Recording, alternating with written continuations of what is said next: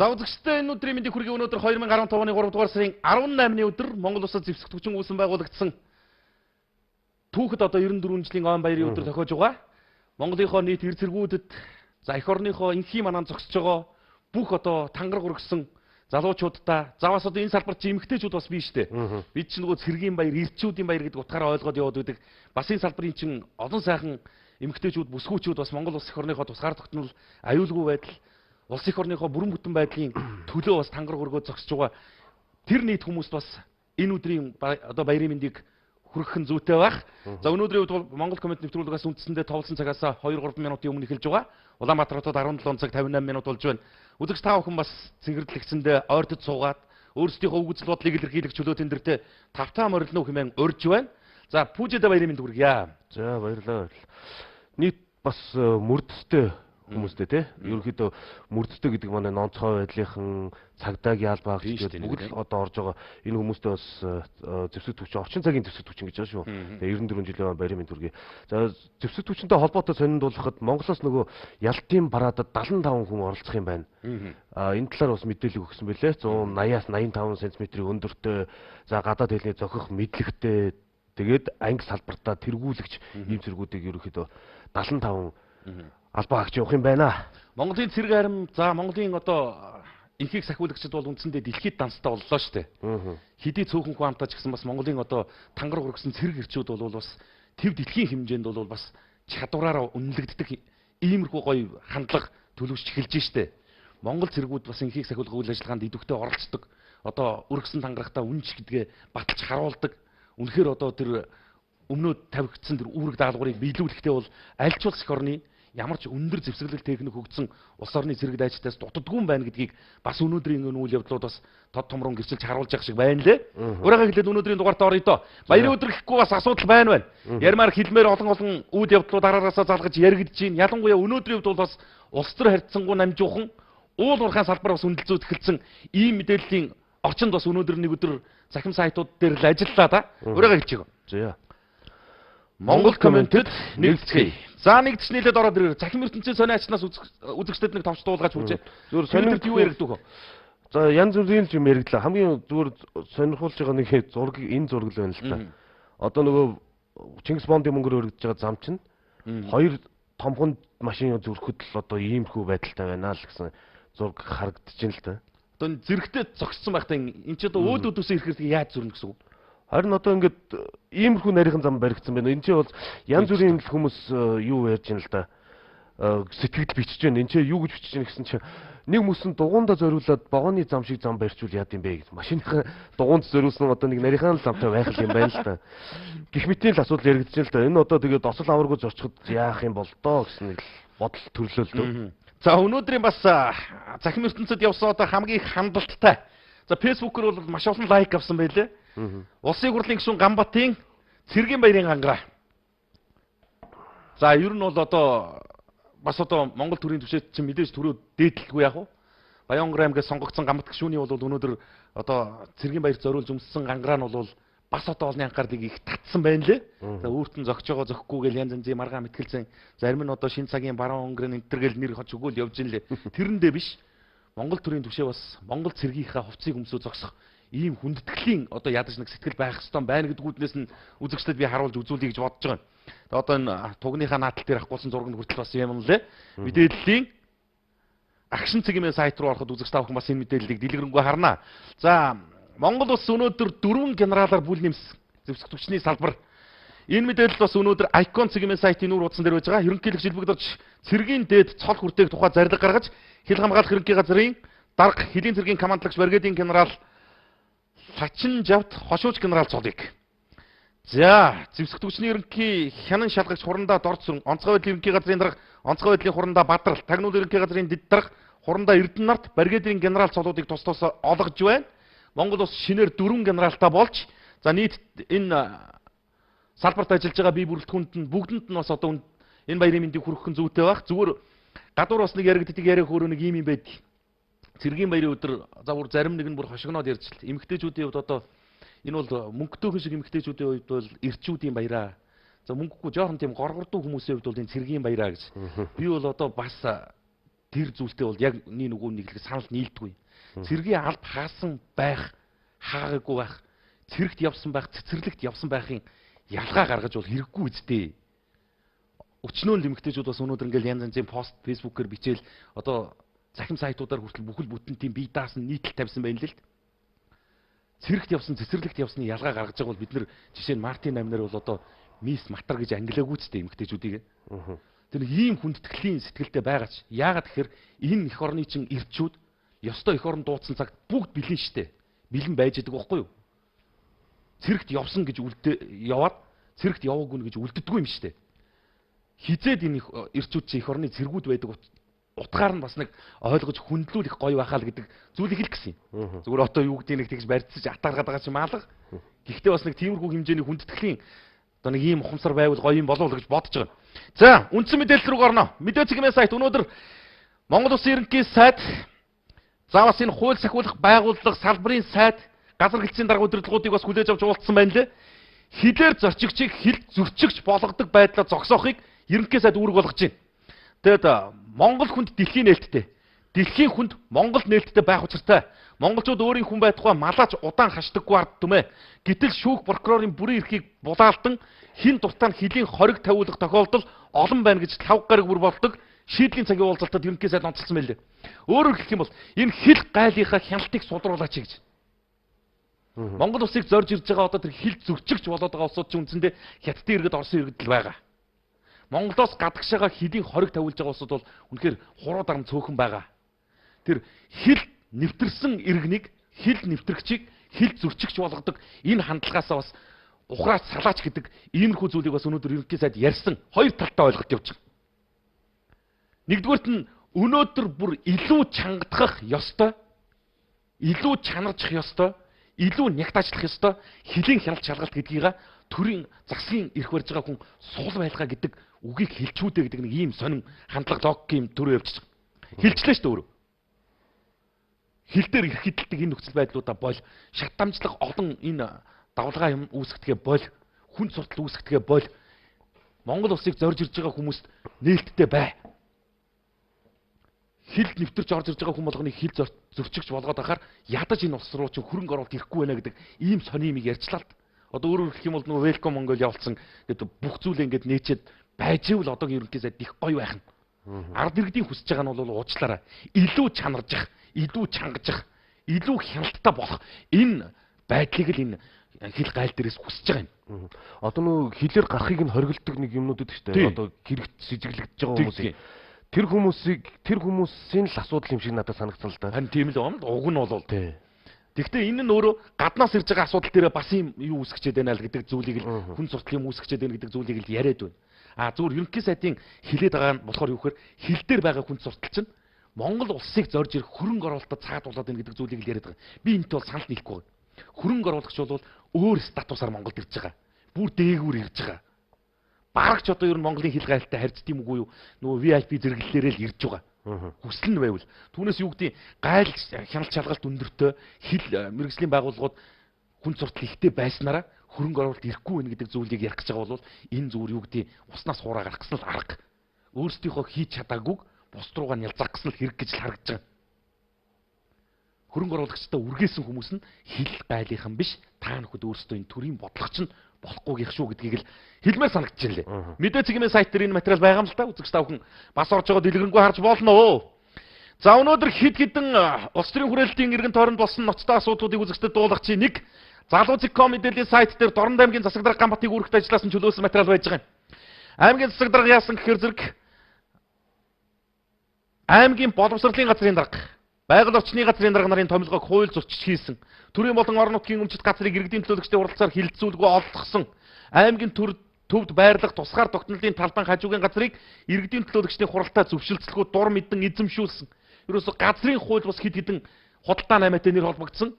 За хэд хэдэн газар хэлтсийн дарга удирдлагуудыг төрийн албаны тухай хууль зөрчиж томилсон гэдэг үндслээр аймгийн иргэдийн төлөөлөгчдийн хуралдаад засаг дарга аваад явуулчихлаа. Томилогдох гэж бас бөө юм болсон шүү дээ. Өчлөө хил ам болсон. Өмнөх засаг дарган ч гэсэн бас асуудал хил амнаас салтгүй хүн байсан. Дорнод аймгийн хувьд. Тэгэд энэ зүйл дээр хариуцлага тооцоод энэ мэдээлэл залуу.com дээр гарсан араас нь ямар мессеж явж эхэлсэн гэхээр зэрэг дорндынхан ус төрчж байгаад засаг дарга унгаж тоглолоо гэдэг зүйлийг явж эхэлж байгаа. Сонгож болсон юм бол буцаага татдаг тэр их субъект нь яага байж болдгоо би энийг л гайхаад идэг. Одоо яасан гэхээр иргэдийн төлөөлөгчдийн хурал нь хуралдаад хуулийн дагуу саналаа хураагаад энэ засаг дарга гамбаттайгаа холбоотой асуудлуудыг дийлгээд баримтан дээр нь үндэслээд огцруулах шийдвэрийг гаргаад нааша Монгол Улсын ерөнхий сайд руу хүргүүлэхээр ерөнхий сайд өнөөхийг хүлээж авдаг ийм сони юм бид. Тэгвэл тэнд иргэдийн хурал хэдэн мянга огцруулаад хэрэггүй гэсэн үг байхгүй.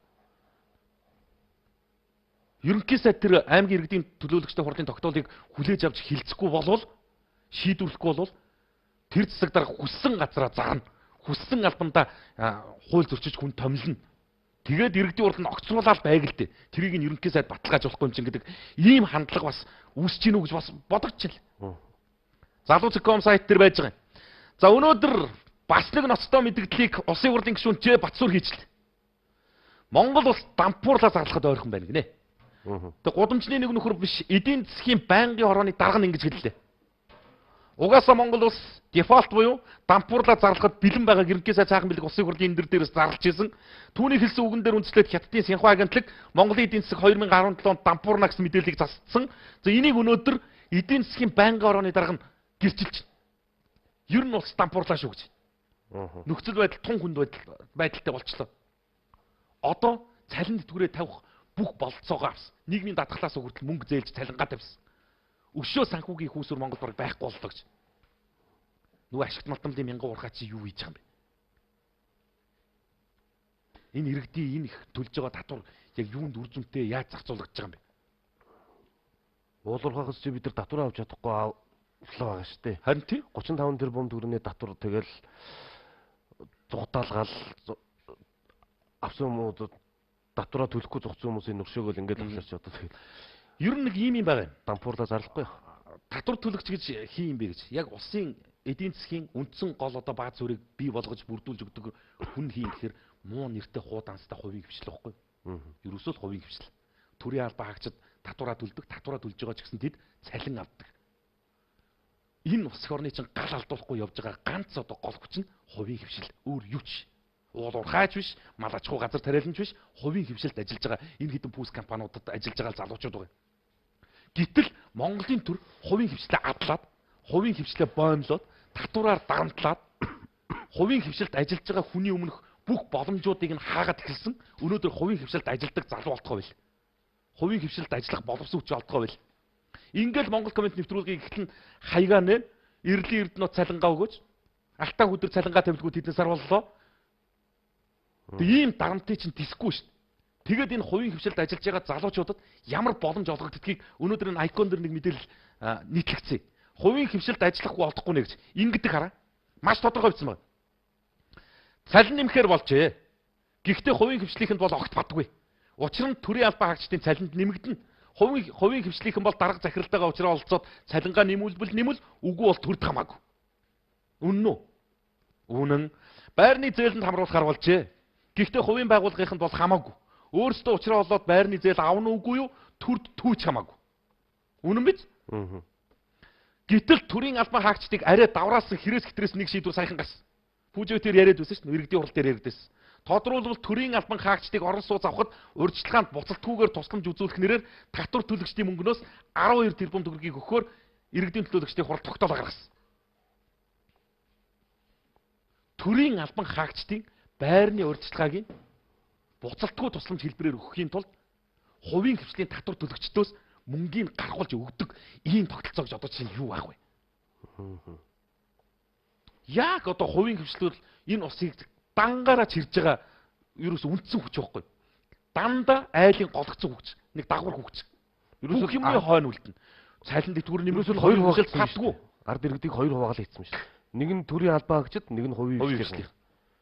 Тэгээ хувийн хвшлийнхэнд нь хөгжих ямар ч боломж байхгүй. Зөвхөн одоо тэр дарга удирдлагуудтайгаа яаж ойлголцох тэр өөрийнх нь ажиллаж байгаа тэр бизнесийн салбар нь ямар байхаас л шалтгаална. Азгүй бол одоо уулуурхайн салбар хямруул, азгүй бол тэгээд уулуурхайн салбарт ажиллаж байгаа тэр хүн годомжинд гарна. Ацтайхан бол бас уулуурхайн өндийгөө эхлэх юм бол бас нэг уурхаа дагж байгаа юм дээр жоохон сэргэн. Ийм л юм. Арай энд 12 тэрбум төгрөгийг буцалтгүй тусламж хэлбэрээр төрийн албаа агчдад өгч байгаа. Тэгээд энэ нь зүгээр нэг төрийн албаа агчд биш. Ядарч яваа одоо юу гэдэг эмч сувлагч нар энэ байранд ч орохгүй байхгүй. Дахиад нөгөө нэг төрийн нэг юм зэрэглэлүүд байт юм лээс тэр зэрэглэл дээр. Ийм зүйлээр зур юу хэлэх гээд байгаа юм гэхээр зэрэг улс дампуурхын чинь үндслэл эндээс эхэлж байгаамаа. Энэ Ж Батсүр гишүүний яриад байгаа Монгол улс дампуурлаа зарлахад ойрхон боллоо гэдэг чинь эндээс үүсээд байгаа юм. Монгол улс хувийн хвшлийг хэдий хэрэг хааж воно, хувийн хвшлийгээ хэдий ч нэ дарамтлна, тэр хэрээр улс өөрөө унж байгаа гэдгийг л бодож ойлгох хэрэгтэй маа. Энд бүрч ноцтой нэг зүйл нь хэрвээ Монгол улс дампуурлаа зарлах юм бол за олон улсын валютын сан, Дэлхийн банк зэрэг одоо гадны байгууллагуудын хөтөлбөр Монголд хэрэгжиж эхлэх юм байна л да. Монголыг одоо дампуурлаас аврахын тулд нөгөө Грекийг Европын холбоо яаж яасан ширлэл нэг тийм юм болох юм байна. Тэгээд тэрийг нь бодоод үзсэн чинь биднээс шалтгааллах юусоо их орон гэж юмгүй болчих хувирхал юм байлээ л дээ. Одоо танаа улс инг тэг гэд зүгээр үндсэндээ их гадаадаас боловсон колони л байхгүй да. Зүгээр ер нь колони гэсэн үг шүү дээ. Гатуухан гэлэхэд. Тэгээд нэг юм байгаа. Бүхэл бүтэн байнгын орны дарга нь хүлийн зөвшөөрөд байгааз Монгол улс дампуурах гэдэг байна гэж. Бүхэл бүтэн Монгол улсын ерөнхий сайд нь гал алдахад ойрхон боллоо гэдэг. Тэрийгэ дэлхийн нийтээр цацаад Монгол улс дампуурах гэдэг юм гэж. Ард иргэдтэй ярихаараа шал өөр юм яриад байдаг. Одоо ичид зовх юм байхгүй шүү дээ. Нэг нүгөө болж байгаа бол одоо болж байгаагаа яриад, болохгүй байгаа бол болохгүйгаа яриад, яах гац гаргалгаа ямар арга зам байна гэдгээ ард түмтэйг нэг нээлттэй ярьж болдгүй юм. Уучлаарай та нэг ард иргэдээсээ дэндүү тасарчаад байна гэдэг шүүмжлэлийг өдөр шөнөгүй яриад хилээд байсан чинь нэг хоёр асуултаа санал асуусан. Энэ бол ард иргэдийнхаа санал асууж байгаа хэлбэр биш байсан юм аа. Биш байсан шүү. Нэг гар утасныхан дугаар болов мессеж явуулаад нэг үү хоёр үү гэж энэ бол ард иргэдийн санал биш байхгүй. Энэ олон нийтийн байр суурь биш байхгүй. Ингэж та олон нийтийнхээ байр суурийг сонсно гэж байгаа бол ёстой ташаа. Хүндхэн нөхцөл байдал үүсэж байна да. Зарж борлуулж үн хүргэж дуудлага худалдаа нэрийн дор дуусгаж болох юу вэ бүгдийг ирж хайж. Өнөөдөр чи би нөгөө нэг нийслэлийн 19 объект байгаа шүү дээ хувьчлагдах гэдэг. Тэр 19 объектын жагсаалтыг оллоо. Мэдээ цэгийн сайт ашгүй бүгдийг нийтэлсэн байл. Юу байгаа юм гэж. Нийслэлийн иргэдийн төлөөлөгчдийн хурлын ээлжид 24 дугаар хуралдаанаар нийслэлийн 15 оны төсөвт нэмэлт өөрчлөлт оруулах нийслэлийн өмчөөс 15 онд нэмэлтээр хувьчлагдах хуулийн этгээд эд хөрөнгийн жагсаалтгчийг баталсан. Нэмэлтээр хувьчлах гэж байгаа шүү. Нэг зүйлийг ойлгоро. 15 онд нийслэл энэ 19 объектыг хувьчлах гэж байгаа юм биш шүү. Өмнө нь хувьчлах бүх үйлдвэр объектуудынхаа жагсаалтыг гаргацсан байсан юм аа. Одоо эдийн засаг хүндэржийн гал алдах гэдэг зүйл дээр үндэслээд нэмж энэ 19-ыг оруулж байгаа шүү. Нэмж. Энийг маш сайн ойлгоро. Нэг хуулийн этгээд гэрэл ёслолын орд. Орон нутгийн өмчтийн аж ахуй нэгж байгаа. 1976 оны 6 дугаар сарын 14-ний өдрөөс үйл ажиллагаагаа эхлүүлсэн. Гэрэл ёслолын ордны барилга нь 1976 онд ашиглалтанд орсон 15 өрөө тасалгаа бүхий нийтдээ 1878 м квадрат талбайтай 3 давхар барилга ба 10526 м квадрат талбайтай өөрийн эзэмшлийн газартай гэж. Энэ нэг. Хоёр дахь нь улсын спорт сургалтын төв. Гурав дахь нь хараа Баянгол дүүргийн 17 дугаар хорооны өрхийн эрүүл мэндийн төвийн хуучин барилга. Дараагийнх нь Янсаа найрамд лэмлэг. Дараагийнх нь автобус 3. Дараагийнх нь хандгаатын цэнгэг агаар сувлал. Дараагийнх нь өрхийн эрүүл мэндийн төвийн хуучин барилга. Дараагийнх нь жаргалан тосхны агуулгын барилга. Дахиад өрхийн эмнэлэг. Дахиад шүд эрүүл нүрийн эмгэг судалтын төв. Дараа нь нийслэлийн засаг даргын тамгын газрын спорт заалны барилга. Тэгээ өрхийн эрүүл мэндийн төвийн хуучин барилга. Өрхийн эрүүл мэндийн төвийн хуучин барилга. Өрхийн эрүүл мэндийн төвийн хуучин барилга. Ерөөс ингэж бүх эмнэлэг эрүүл мэндийн салбар руугаа ханцуу шамлаа орчлоо. Дандаа өрхийн эрүүл мэндийн төв. Энэ хараа. Өрхийн эрүүл мэндийн төвийн хуучин, зүгээр л хуучин гэдэг. Тэгээд чи энэ үндслийг нь хардаа. Имлэг зарж имлэг барьдаг ийм түүх байдаг юм. Ингэж хэлээд байна шүү дээ. Энэ 19 объектыг хувьчлаад яах юм бэ? Шүд эрүүл нүрийн эмгэг судлалын үндэсний төвийг битээ хувьчлаач энэ чинь улсад ганц угаамаа. Ажилчид нь гарч ирж тэмцээд, шаардлага мэдэгдэл хургуулээд хэвлэлийн урал зохион байгуулалт зарлаад энэ төр болохоор манай эмнэлгийг зараад тэгээ яах гэж байгаа юм бэ гэхээр шинэ эмнэлэг барина гэж. Эмнэлэг зарж эмнэлэг барьдаг юм уу? Би өөр энийг гайхдаг. Уучлаарай бид нар 4-р төрхийг хэдэн жил завдаад босгож чадахгүй өнөөдөр хүчээр сууж байгаа шүү дээ.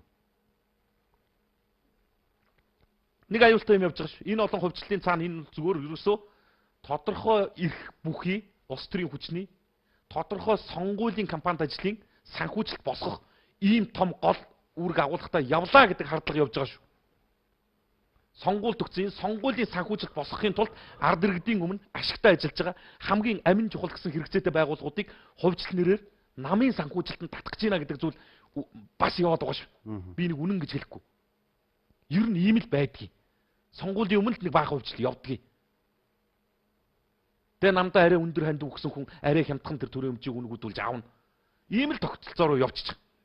За өнөөдөр оллоо дээр бас нэг ноцтой материал гарсан. Энэ нөгөө кож говийн үйл ажиллагаа явуулж байгаа орчны цацрагийн бохирдол чинь Фукушимагийн хэмжээнд хүрсэн байна. Одоо мэдчихээн тэрийг. Яасан бэ нөгөө хордоогүй нэ гэдээсэн. Юу гэсэн үг юм бэ? Фукушима шиг болцсон байна гэж. Ингиж бид нар ураан ашиглаж, ингэж цөмийн эрчим хүч энтер болоогүй юм байна. Энэ чин олборлолт явуулж эхлэегүй байгаа газар шүү дээ. Хайгуулын төвшөнд Дорногов аймгийн Улаанбаатар сумыг Фукушима болгоцсон байж. Монгол Фукушима болгоцсон. Уран олборлож эхлүүл яах вэ? Гэтэл манайхан олборлох эрхийг нь энэ авар өгөх гээд бэлдээ сууж байгаа шүү дээ. Ирж нааддаг ашиггүй энэ мэтийн зүйлсээ болооч гэдэг зүйлийг л хэлэх гэсэн оллоо дээр байгаа. Эрдэнэ Темпо гэдэг мэдээллийн сайт дээр Эрдэнэт оюутлогоо юу халц харьцуулъя гэсэн ийм харьцуулт гарсан. Энийг үзүүч. Эрдэнэт оюутлогоо 2 нөөц нь төрийн эзэмшлийн хувь нь. Тэгээ хараа бүгдийг хараа. Хүдрийн агуулмж, молибденых нь, зис нь. Тэгээ баяжмал дахь зисийн агуулга 24% байж хад оюутлогыг 26%. Илүү өндөр. Нөөцийг хардаач. Бүр хэд дахих. Жишээ нь зисийн баяжмалын нөөц гэхэд бүр уучлаарай тэр Эрдэнэт үйлдвэрийн чинь 5 битгийг л нугалсан байж. Тэгээд энэ 2013 онд экспортод гаргасан зисийн баяжмал 1000 тонноор байж байгаа. Тэгээд энэ үз 13 төлсөн татвар төлбөр хандив хураамж нь бүр 2-3 дахин баг оюутлага. Одоо өшөө бүр доошоо багслаа юм. Нийгмийн даатгал төлж байгаа мөнгө. Энэ бүх харьцуулалтуудыг нь гаргацсан байж л. Эрдэнэтийн бод төр. Энийг би яах гэж хэлээд байгаа юм гэхээр Монгол улсад уул уурхайн салбараас ашиг ирнэ гэдэг ийм ойлголт хандлага бол үнэхээр худлаа юм байна гэдгийг хэлэх гэсэн. Өчнөө олон жилийн өмнөөс үйл ажиллагаагаа эхэлсэн. Үндсэн ордынхоо бүр энэ чин Эрдэнэт баг талаас илүүг нь олборлцсон байна гэж байгаа шүү дээ. Үлдсэн нөөц нь бол одоо ер нь нэг 10-20 жилийн нөөц байх юм уу юу л яригдж байгаа. Тэгээд тал ашгаа энэ үйлдвэр Оросуудад өгдөг. Үлдсэн тал ашгаараа улсаач хэрж штт. Эрдэнэтийн жоохон зэсгүй бол тэгээ Монгол улс гал алдаа дуусаа. Ийм оюутлагаар бид нар яах вэ? За энэ бас нэг мэдмээр зүйл байлаа гоогов дөрөөс. Чиний ардлын дэлгэц яав вэ? Золгуур нь салаад ах шүү дээ. За чи мэдээлэл өгч үү? Энэ нэг ийм сонирхолтой мэдээлэл өгч. 1 литр цэвэр ус үйлдвэрлэхэд 3 литр ус зарцуулдаг гинэ. Тэгээд дэлхийн эрдэмтэд бүр хэд хэдэн удаагийн судалгаа шинжилгээн дээр үндэслэж хагаад сүүлийн үед ерөөсөө дэлхийн цэвэр усны нөөцийн хомсдол төр түвшиглээ судалгаа явуулсан байна. Монгол улсын нийслэл Улаанбаатарт 2020 он гэхэд цэвэр усны хомсдолд орно гэсэн эрдэмтдийн тооцоо судалгаа байж идэг. Энэ ямар үндэслэлтэй тооцоо судалгаа гэсэн чинь нэг ийм юм боллоо шүү дээ сүүлийн үед чинь нэг олон төрлийн нэр төрлийн савлгаатай нэг баахан цэвэр ус судалдаг болсон. Манайх нэг баахан цэвэр ус луудаг болсон. Ерөөс цэвэр усгүй юм гэж одоо хааж байхгүй болсон. Гэтэл эн чинь ингэдэг юм байна. 1 литр цэвэр ус хийхийн тулд 3 литр ус ашигладаг. 2 литр нь хаягддаг. Хаягдал усуулдаг. Хүнд литр ус уулгахын тулд 3 литрийн зарлага гаргаж иж бий болгодог. Тэгээ энэ дээр төр нэг тодорхой хэмжээний бодлого гаргаж өгөөч гэдэг зүйлийг ярих гэсэн. Дэлхийд татгалзаад байгаа юм байна. Энэ хуванцар завта усны хэрэглэнээс аль болох татгалзаж байгаа юм байна. Манайх яагаад болтгүй юм бэ гэдэг зүйлийг бас бодооч хэл гэдэг үднээс нь яриад байгаа шүү. Нэг л их цэвэр ус уусан хүмүүс байгаад идэг. Сүүлдээ бүр цэвэрч битгийг л усгүй болох ийм аюул ирэх вэ гэдэг үднээс нь боломжлуулж хэлж байгаа. За ер нь мэдээллийн сайтууд энэ мэтийн зүйлсийг яриул олон байсан юм уу? Тэгээд нийслэлийн ногоон байгууламжид энэ жил 5.8 тэрбум төгрөгийг зарцуулж байгаа юм байна лээ. Энэ мэдээллийг би бас маргаашийн дугаар дээр илүү баталгаажуулж баримтжуулж байгаад үзэгч та бүхэнд хүндэж ярьж өгье. За. Улаанбаатар хотоо 1-3-4 сар цэцэгтэй байлгахын тулд жилд 6 тэрбум төгрөгийн төсөв баталж байна. Ус дампуурах болоогүй юм шиг байна. Ингэж харахад цэцгэд зориулах 6 тэрбум төгрөгтэй усыг бид нэр дампуурах гэж хэлвэл одоо бараг ямар муухай амны бэлэггүй ингэж алгадуулах байлгүй. Энэ мэтийн зүйлээс нь харахад болоогүй юм шиг байна. Илүү үр дүнтэй, илүү хэрэгцээтэй зүйл жишээ нь байсан юмгүй юу? Хэрэлдэж ногоо уутыг болиулахар зэрэг тэгвэл бид нэр цэцэг хий гэдэг нэг ийм сонио хандлагатай л яваал байна л хөө. За. За одоо тэгвэл сэтгэлээ явуулаа гэсэн үг үү? Тгий. За одоо ч төрийн албанд ажиллавал жаргахаар болжээ. Төрөөс буцалтгүй тусламж аваад банкнаас зээл авахд ямар ч асуудалгүй. Ингээд бодохоор төрийн албанд орохын тулд хахуул өгөх нь ойлгомжтой юм биш үү? За сайн байна уу? Та хоёрт амжилт хүсье. 62 дугаар сургуулийн багш нар захирлаа эсэргүүцэж ажил хаях юм. Эцэг эхчүүд хүүхдтэй хичээлд нь хүргэж өгөөд хичээл хийж байгаа гэж бодоод явтал ажил хаяад бага ангийн хүүхдүүд гадаа тоглосон байх юм. Хүүхдүүд хараа хяналтгүй гадаа байсаар ямар нэг осол гэмтэлд орвол яах вэ? Хэн хариуцах вэ? Хичээл тасархан дүүрс гэж бодъё. Багш нарын золиосонд хүүхдүүд хохирж байна. Тэднийг эсэргүүцээд байгаа гэд зэн сэтгэл нь тасарсан байна. Шийдэж болтгүй мах энэ 62 дугаар сургууль. Харин тийм ээ. Дунд нь одоо хүүхдүүд хохироод үлдээд байна шүү дээ. Нэг хүл бүтэн яамтай, сайдтай, бодлогын газартай, нийслэлийн боловсролын байгууллагатай одоо нэг сургуулийн захирлын асуудлыг шийдээд нэг талд нь гаргаж чиж дүнгдгүй мах. Жил тойрон явлаа шүү дээ. За наад байрны зээлийн асуудал чинь Батүл өөрийнхөө хүүхдийн налаахад барьж байгаад зарцаж зогссон барилгын санхүүжил шүү дээ. Тэлмэн констракшн байхаа гэсэн байна. За миний хувьд төрд 12 жил ажиллаж байна. Нэг удаа нийгмийн асуудал байтугай цуслангийн газар шавч үзээгүй. Тэрийг дандаа танилуудаараа олгодог болоод удаж байна да гэсэн байна. За орой минь хоёроо Монголд амьдрахад хэцүү байна. Сургууль төгсөөд хэрэг алга, танил талаа аваад эсвэл хахуул аавна. Зүгээр мэдлэгээр ажилд юм алга, дээрээс нь 76 улсын юу ч хийхгүй худлаа ярих юм а яана Монгол минь ээ гэсэн. За хувийн хөвшил хүн бишил юм шиг байдаг шүү дээ. Хилий хилж болохгүй, заргалдаж болохгүй хэцүү. Энийг анхаарах хинч байхгүй тун таагүй. Ерхийлэгчтэй адилхан яриад хаанч юу ч хийхгүй. За заавал уншаад өгөөрэй. Автомашины улсын дугаарыг хуучнаар нь ялгаатай болгоё. Төрийн болон төрийн өмчөд байгууллага компани тээврийн хэрэгслийг хар. Хувийн машиныг цагаан өнгийн номерын дугаартай байвал төрийн унаагаар амарт зугаалах нь багсан шүү дээ. Энэ бас сандаг санаа биш үү? Тийм ээ. Төрийн жибээр лайлаад байдаг. За нэг загтал уншчээ. За Завхай аймгийн Шилүүстэй сум сайхан баг гэж байна. Батсүх гэдэг иргэн Улаанбаатар Монгол коммент нэвтрүүлэг гэж хаяглаад нэг захиа бичсэн байна. Ингэнэ. За Монгол комментийн бэлгээ бүж хоёртоо захиа очих өдрийн мэндийг хүргье гэж 2014 оны 3 дугаар сарын 29-нд өвчний улмаас маш хүнд өвдөж Завхай аймгийн нэгдсэн эмнэлгийн зүрх судасны эмч Пунцэг Дулам эмчид анх үзүүлсэн. Энэ эмч миний аймыг аварч дахин амьдрах алтан боломж өгсөн алтан гартай хязгааргүй их баярлаж яваагаа илэрхийлж Пунцэг Дулам эмч болон намайг эмчилж байсан та бүхэнд маш их баярлаж байгаа шүү. Ингээд 2014 оны 4 дугаар сарын 1-нд Улаанбаатар хот руу нисч 3 дугаар эмнэлгийн зүрх судасны тасагт хэвтэж эмчилгээ хийлгэхэд хагалгаа хийхээс нааш идэхгүй. Хагалгааг Монголд хийхгүй гэсэн хариу аваад Завхай аймагта буцаж ирсэн.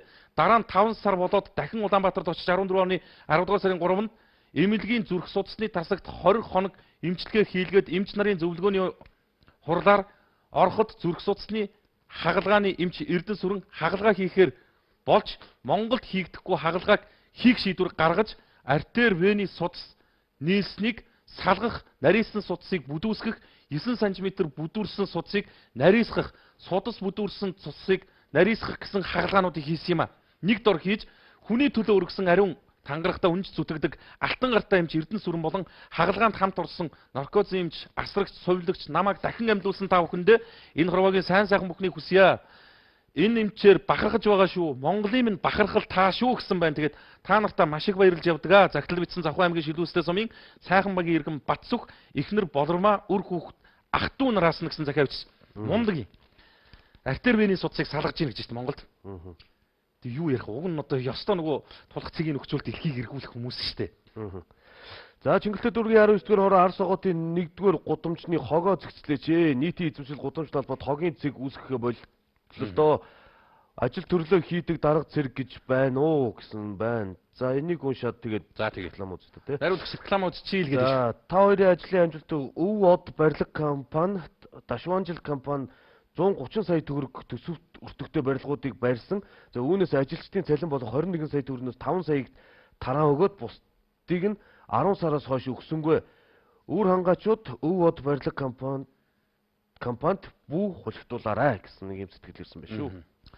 За үзэгчдээ 18 цаг 27 минут болж байгаа юм байна. Хэсэг хормын зар сурчлагын дараа эргэж студиуд уулзаа та бүхнийхээ санал сэтгэл загтлыг үргэлжлүүлэн уншия. Сувгаас өлдгөө Монгол коммент хаягууд руу реклам гарч явах завсарч гисэн сэтгэлээ ирүүлж явах боломжтой. Эргэж рекламны араас уулзахдаа та бүхний сэтгэлийг унш танилцуулах юм аа. Найруулагч реклам өгч. Хамтгууд баярлалаа үзэгчдээ 18 цаг 38 минут. Монгол комент хаягууд ирж байгаа санал сэтгэлдлүүд бас нэлээд ихсэж байна.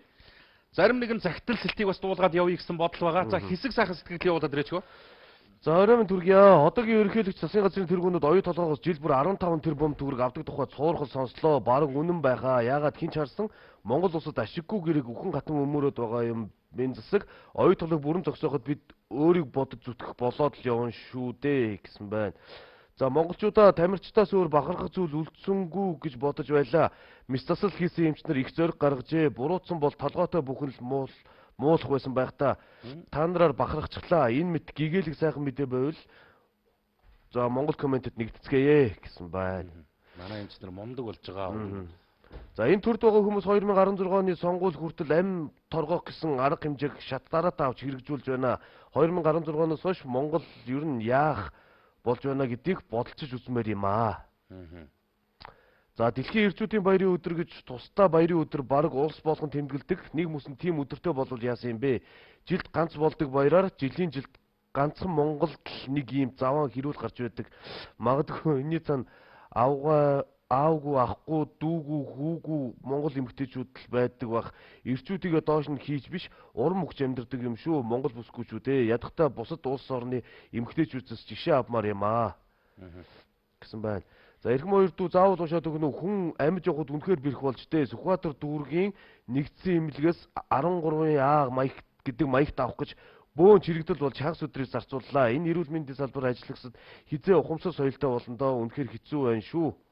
Гэсэн байна. За сэтгэлдлүүдэд зэгцэлжээх. Налах дүүргийн 2 дугаар хороо 10 шард 65 дугаар байрны 1 дугаар 8 тоотод орсон суудаг. За сэтгүүлчгүй юм байна. Лавгдорж гэдэг хүн Монгол комент нэвтрүүлэгт гээд хаягдсан нэг загтлыг илгээж авлаа. За мэрэгчлэгтэй ах ингэж юм. За та хоёрыг дотнчлон хүсэх нэг зүйл байгаа даа. Би 2014 оны 2 дугаар сард Монгол Улсын ерөнхийлөгч захиагийн элбэгд орж 10,000 төгрөгөөр баталгаажуулсан загтал явуулснаас хойш хариу нэрнэ гэж хүлээсээр өдий хүрлээ. Иймээс ерөнхийлөгчд явуулж тус болно гэдэгт итгэж байгаамаа. Тэгээд та хоёрт өөрийнхөө тухай товч танилцуулах гэсэн юм а. Би 1964 оноос залуучуудын үнэн сонин сурвалжлагчаас үзэл суртлын хилцийн эрхлэгчээр тасралтгүй 10 гаруй жил ажиллаж байгаад төвлөрсөн төлөвлөгөөт эдийн засгаас зах зээлийн эдийн засагт шилжихэд бие даасан зах зээл сонин зах зээл сэтгүүлүүдийг санаачлан гаргаж харин ч одоо компьютер дээр ажиллаж сурсан юм а. Би хэд хэдэн ном бичсэн. Анхныхаа шүлэг яруу найргийн төврүүдийг хэвлүүлэхэд минь Хөдөлмөрийн Баатар төрийн сойрхолд ардын уран зохиолч Лодонгийн Төдөв багш уншиж өмнөх үгийг нь бичиж өгснөөр сэтгэлд дуншсан нутаг нэртэй яруу найргийн номоо хүртэл хэвлүүлж гарч байсан юм а. Монголын сэтгүүлчдийн эвлэлийн гишүүн сэтгүүлчдийн нэгдсэн эвлэлийн шагналт мөн хэвлэл мэдээллийн тэргүүний ажилтан билээ. Эдүүгээ би өндөр насны тэтгэвртэй суусан төр засаг дал хүрсэн хүнийг бүр мартчихдаг юм шиг байна. Мэргэжил нэгтээ сэтгүүлч дүү нартаа бичсэн загтлыг ерөнхийлөгчд Монголдо байгаа үед нь сонортон дуулгаж хүргэж өгнө гэдэгт итгэж байна. Налах дүүргийн 2 дугаар хорооны иргэн 10 сарын 65 дугаар байранд орсон суугч давгдорч гисэн байна. Нэг захиа бичээл ингэ сургаггүй болсон юм байна л да. За сайн байна. Та хоёрт энэ өдрийн минь төргийа. Би Орхон аймгийн уулын баяжуулах Эрдэнэ төлдөрийн жирийн нэг ажилчин байна. Нэг зүйл дэмжиглэж явдгаа хэлэх гэсэн юм аа. Манай үйлдвэрт ажиллаж байсан фабрикийн дэлгэр гэж даам гарсан нэг нөхөр байна. Дандаа танил талаа оруулна. Үйлдвэрт хог шахна. Одоо болиод хол яваач гэж хэлмээр байна. Таны оруулсан ямар боловсралгүй бүдүүлэг нөхдүүд олон сайхан мэдгэтэй залуусын орон тоог бөглөөд байна шүү. Гэсэн байна. За иймэрхүү асуудлыг бол сайхан баримттай явуулах шүү. Хүнийг тийгч гинэгээд хилчих бол амархан шүү. Харин тий. Хийсэн үйлдэлийг нь баримтжуулж баталгаажуулахгүйгээр явбал та өөрөө бас бусдын нэр төрд халдаж байгаа л асуудал болоод явна гэдгийг бодж ойлгох шүү. Тэдэн сарын тэдний өдөр тэдэн төгрөгийн тим ямыг шахсан. Тийм үү? Тэгж ингэж дарамтлсан ийм үйлдэл баримт нь энэ гэж ингэхгүй болохоос болохгүй шүү. За Дархуун аймгаас иргэн Саран бэлэг Монгол комент нэвтрүүлэг бэлгээд гэж хаягдсан нэг захиа бичсэн юм байна авлаа. Сайн байцгаана уу Дархуун аймаг байцаагч тогооч овогтой Данс сүрэн гэдэг хүн ажилчдаа ийм байдалтай идэж хазаж доромжилж өгнө гэнэ үү? Гоо сайханд хүртэл халдсан шууд духан дээрээс нь шүдэрээ хадсан зодсон гэдэг асуудал должин сүрэн гэж байгаа юм уу? Должин сүрэн гэдэг юм байна те. Хаздаг гин тэгээд энэ хазуулагчийн их чинь Саран бэлэг би өөрөө захиа бичиж байгаа маа гэд. Хөөх гүд. Ингэж хаздаг юм бах та. Энэ хараа.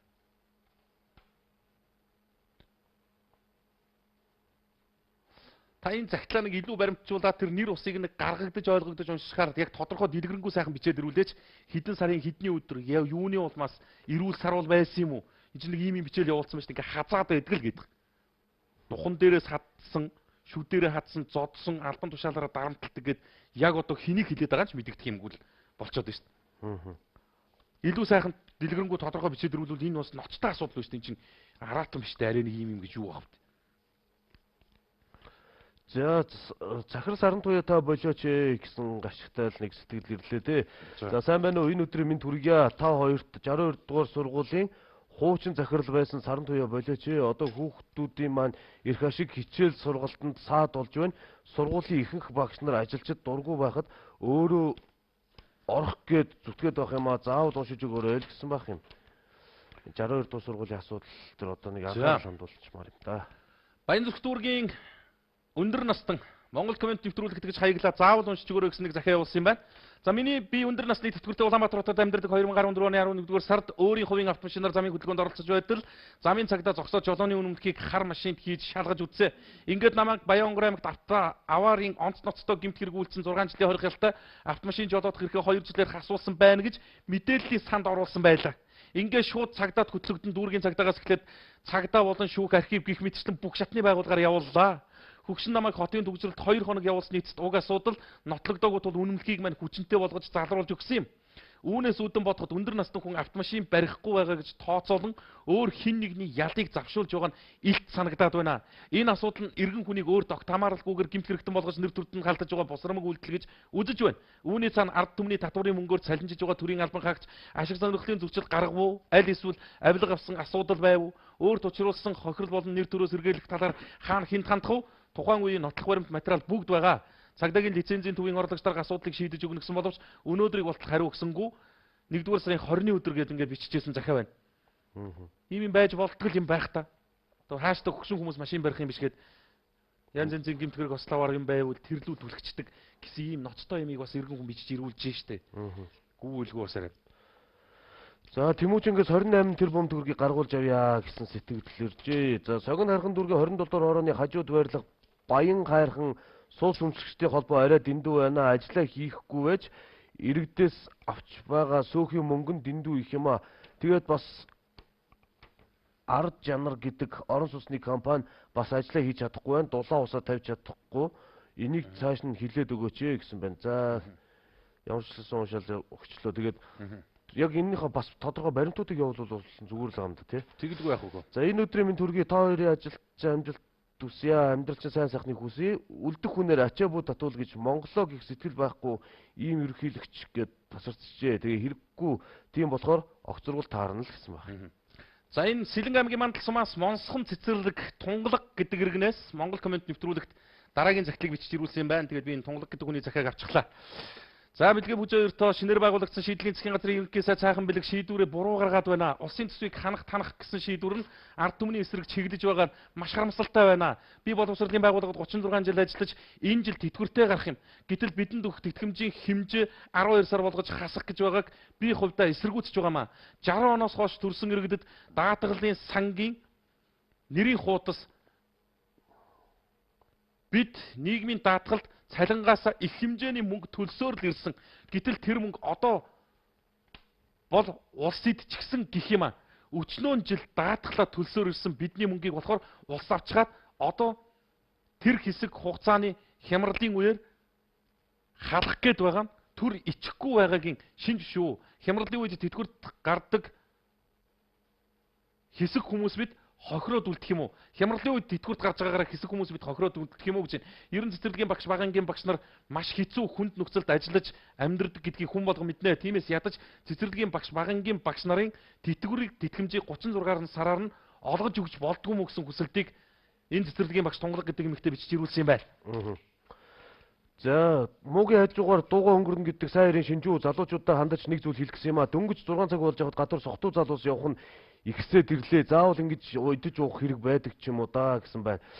За Цөмийн энергийн комиссийн дарга ерөнхий сайд сайхан бэлэг та Цөмийн энергийн газрын ажилтны 3 сарын цалинг олгож өгөөч.